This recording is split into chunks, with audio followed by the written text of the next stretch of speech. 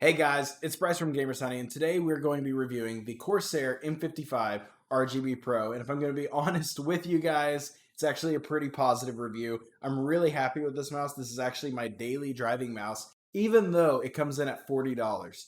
So let's go over the specs together. It features 2-zone RGB illumination with a report rate of up to 1000 Hz, and it weighs in at 86 grams. Which, let me stop right there. 86 grams is really good for the average gamer. Now, I know a lot of people go for the lightweight mice when they jump in, or is it lightweight mice or mices, mouses?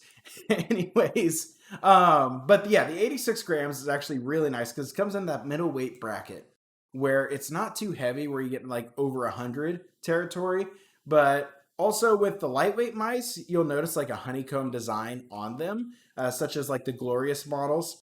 But without that honeycomb, you don't have to worry about getting anything into the mice themselves. So if you have like Cheeto fingerprints or anything like that, that won't get into the mouse, so it makes cleaning it actually a lot easier, and I really appreciate that. Moving on, the mouse is also ambidextrous, which is really nice for you left-handed players, seeing as a lot of mice come for just right-handed, and not as many are made to be used with the left and right-handed people. On top of that, it actually supports up to 50 million clicks per left and right click.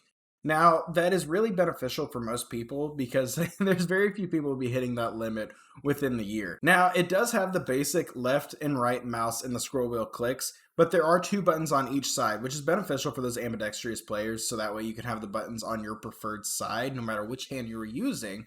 But on top of that, if you prefer, you can use all 4 buttons. Now for me, this is really beneficial because I like to play a lot of FPS games, but even games beyond that, it just gives you more buttons that you can use quickly. Now the cable is braided, offering a premium feel to the design. Not only does the plastic housing and the rubber housing make it feel really comfortable in your hands, but that braided cable just kind of adds that premium feeling that you don't get with a lot of mice at this price bracket.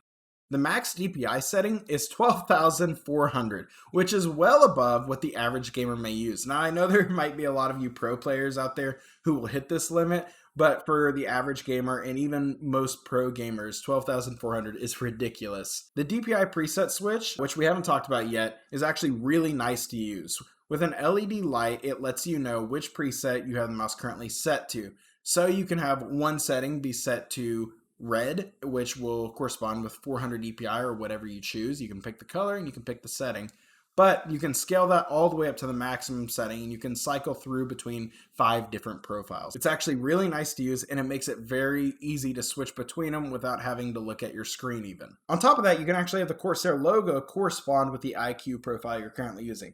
So if you do have other Corsair IQ products, such as a keyboard, you can have the mouse synchronize with your keyboard, which is actually really nice, helps with that kind of clean setup feel if you're into the RGB illumination. If you're not, you can always set it to the standard white or what your preferred color may be. Corsair currently has this mouse listed for $40 US, which in my opinion is the perfect price point to hit for the amount of features you're getting. It doesn't feel like I'm overpaying for this mouse.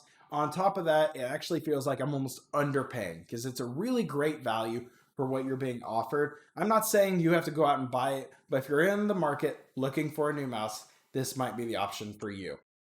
Now, for those of you who own this mouse currently, let me know down in the comments below. Do you daily drive it? And if so, how long? What's your experience with it so far compared to mine? On top of that, if you guys enjoyed this video, be sure to like, comment, and subscribe. We're going to be putting out more tech reviews along the way, as well as just a lot of informative videos. So stay in the loop, get subscribed, hit that notification bell. That way you guys won't miss out on a single piece of content. I'll catch you guys in the next one. Peace.